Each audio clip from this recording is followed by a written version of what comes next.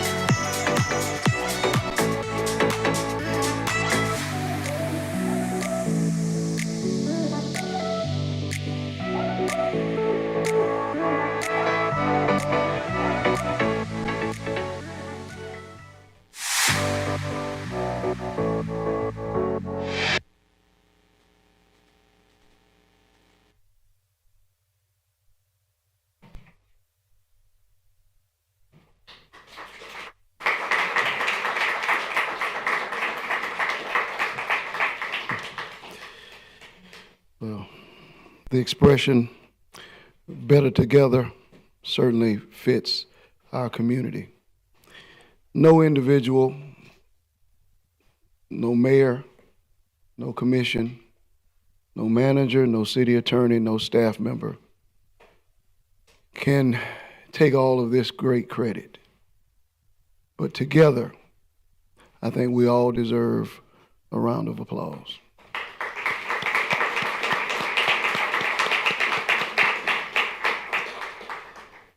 Daytona Beach has taken enormous strides. And I think that when we are operating in our silos, and even I have a silo, although I am contacted and touched and communicated with people from all over the place, my vision is still limited. But as we operate in those silos, we forget just how much we have accomplished. But I think that we all realize that all that is accomplished and achieved is always done together. In this past year, our city welcomed a new commissioner. And I would like for you all to join me in saying to Commissioner Parris, we're delighted to have you, delighted by your style, your presence, and your commitment. And we all look forward to continuing to work with you.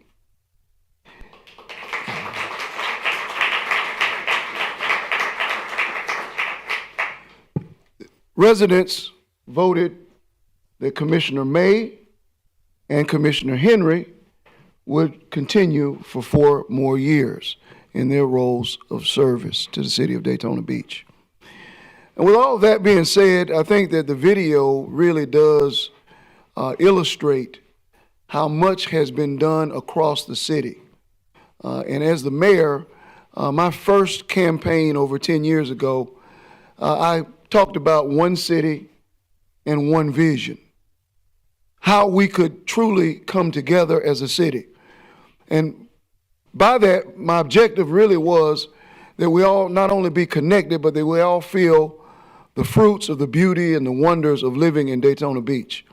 And as you watch the video, I hope that you noticed that all over the city, all of these zones were touched, were cared for, were nurtured, and tended to.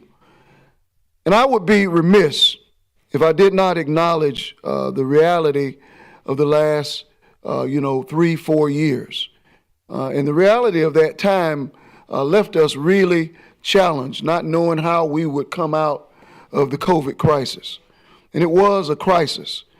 But on the heels of COVID came 2 hurricanes that you can never be quite prepared for a hurricane.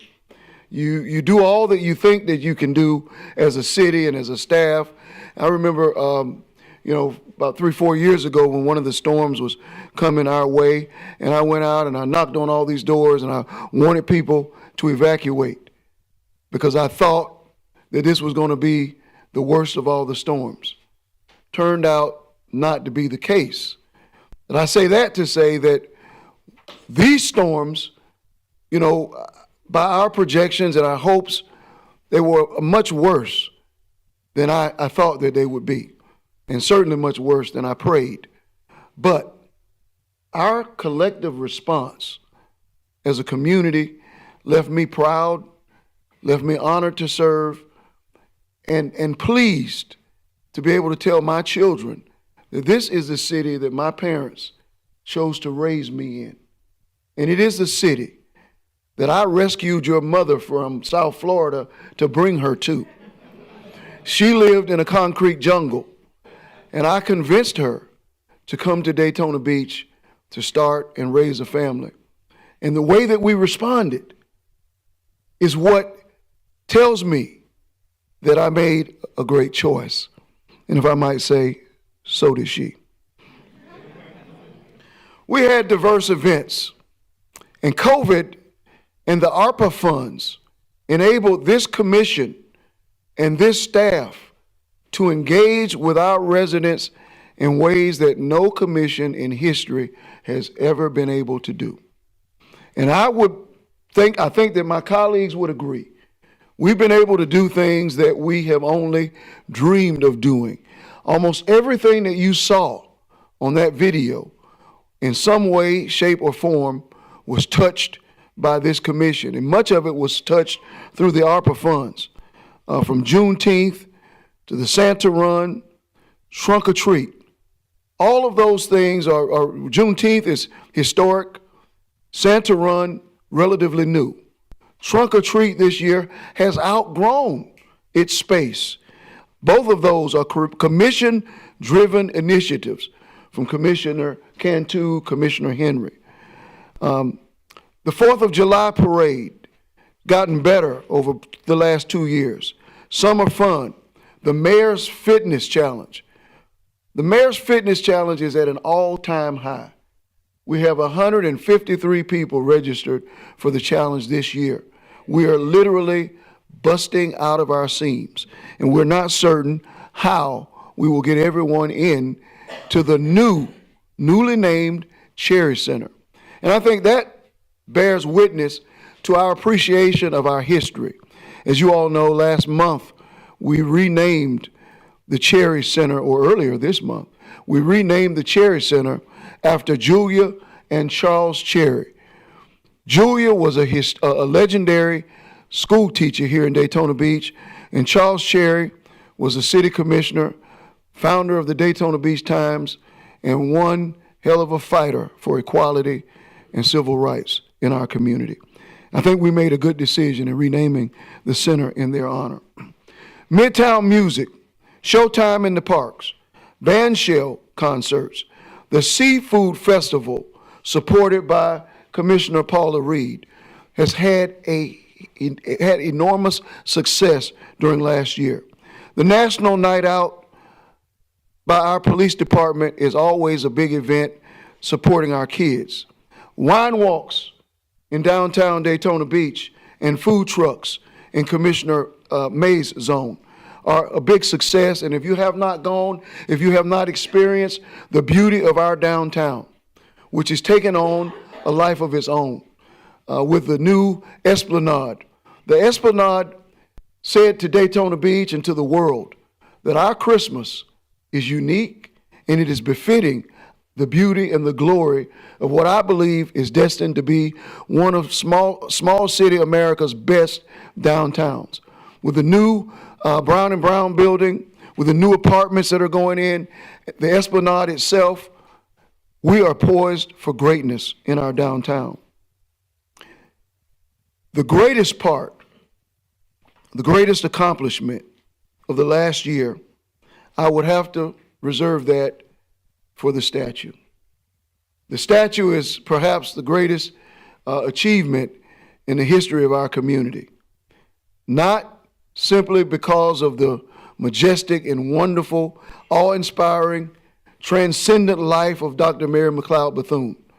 Her life and legacy, they speak for themselves. And she now belongs to our nation's posterity and to the world. I was honored to represent our city, both in Pietrasanta and in Washington, D.C., as she took her rightful place in Statuary Hall. But what the statue really said about Daytona Beach goes beyond her legacy. It says a lot about our community and where we have come from the time in 1904 when, with only $1.50, dream, hope, and faith in God, 4 little girls and a little boy who was her own, that she started the great Bethune-Cookman University. Against all odds, with threats to her life, her family, she persevered and she created.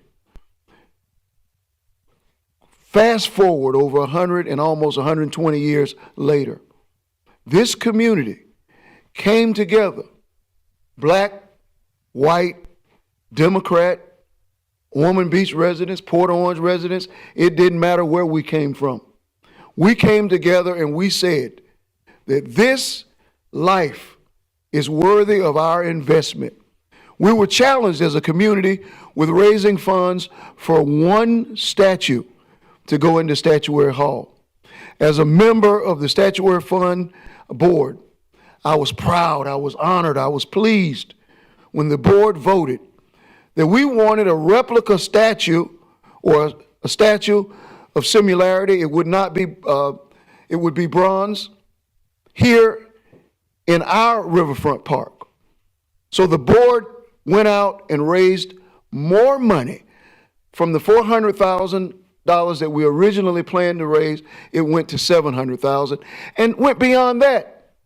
Decided that we believe that this journey from Maysville, South Carolina to Daytona Beach to Pietrasanta to Statuary Hall should be documented for the record.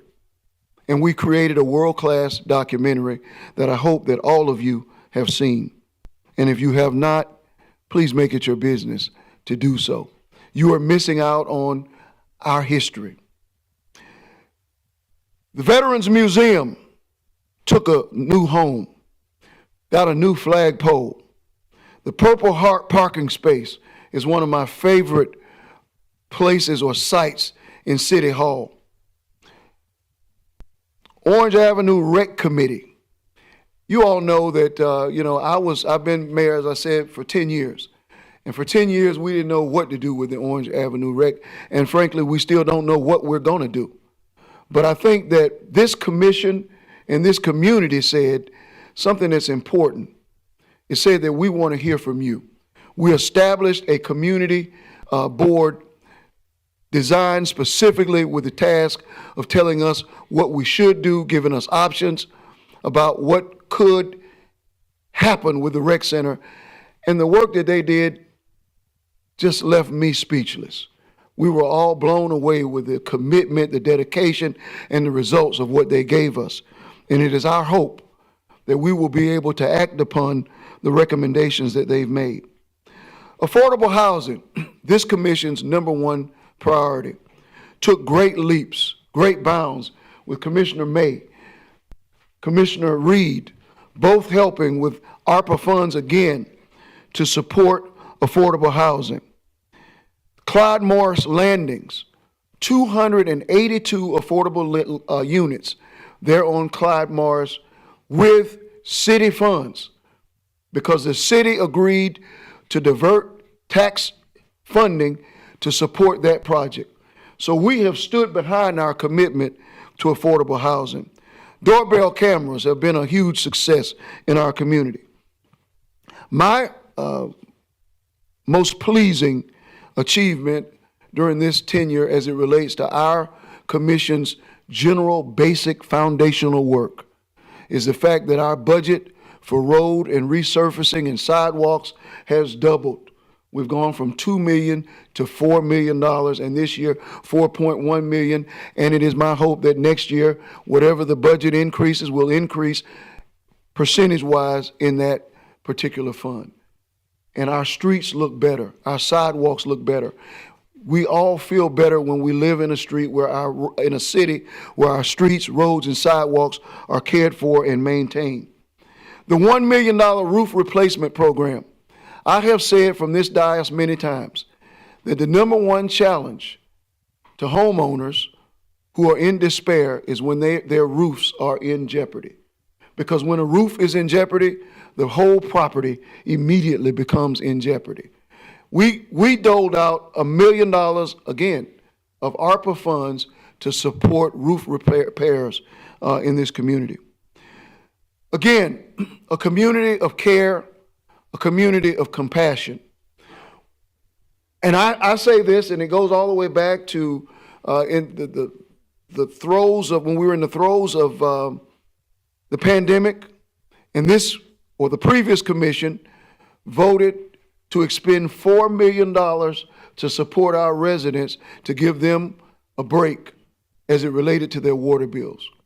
Well, when those hurricanes came and our residents came to City Hall and shared with us their grief, shared with us their pain, their despair, because many of them had lost everything, this commission voted unanimously to expend $2 million supporting residents with grants.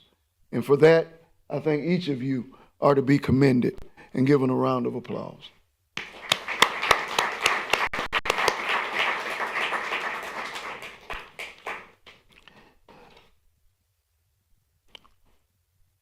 As many of you know, I bleed blue and gold.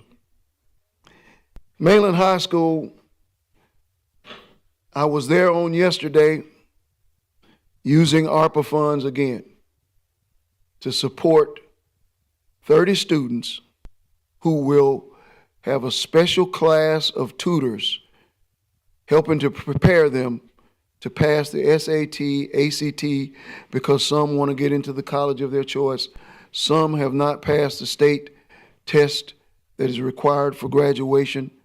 But if they get a certain score on the SAT or the ACT, they will be able to graduate.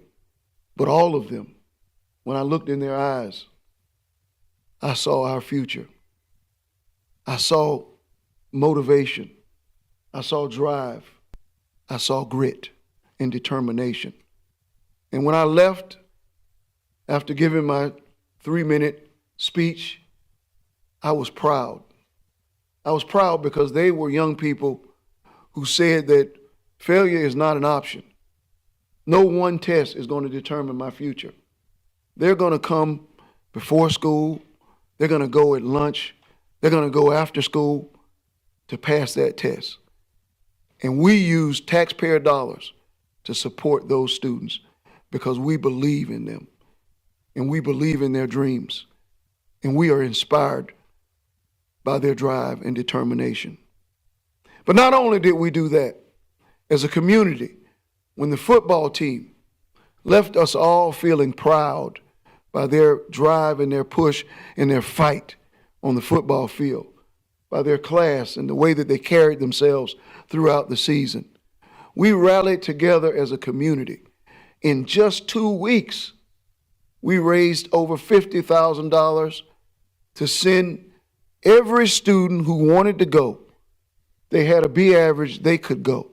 Or if the principal designated that they should go, they could go to the game.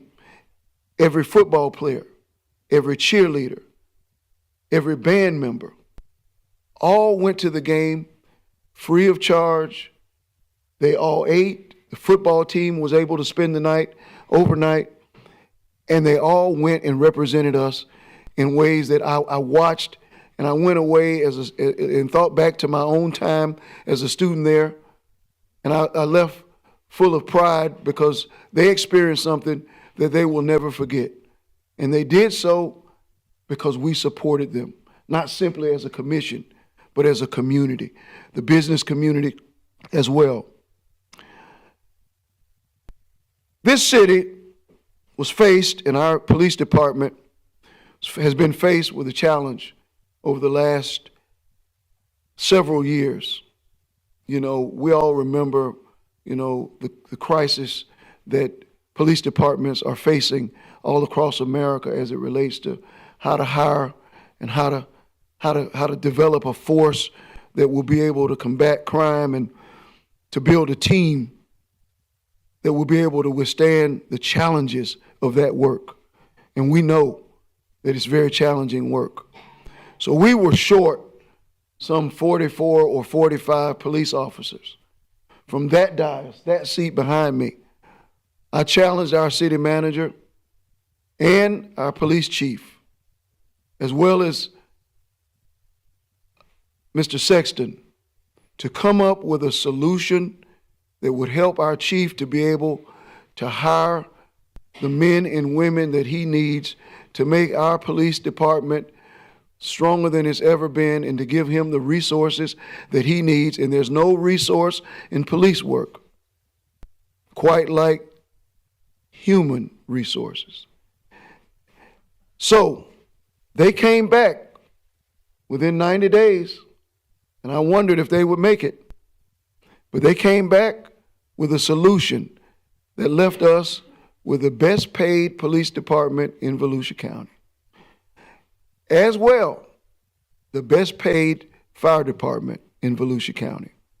And for that, I am grateful and I am hopeful that your work will be made not easier, but more palatable, and that it sends a message to the men and women of both departments that says that this commission, this community is with you. And for that, I want to remind everyone that Daytona Beach is a better place because we stand together, we work together. We're not all that we want to be, but we are headed towards the destiny that we are called to be.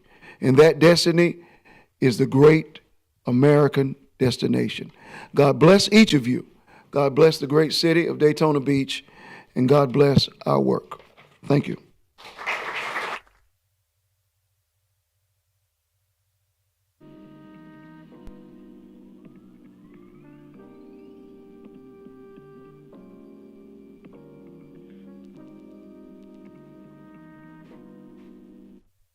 I don't know if I said this, but if you work for the city of Daytona Beach, if you work for our city manager or our city attorney, who are the only two people who work for us, please know that beyond a shadow of a doubt, that we, this commission, I think I fairly speak for all of us, we appreciate each of you immeasurably. Excuse me.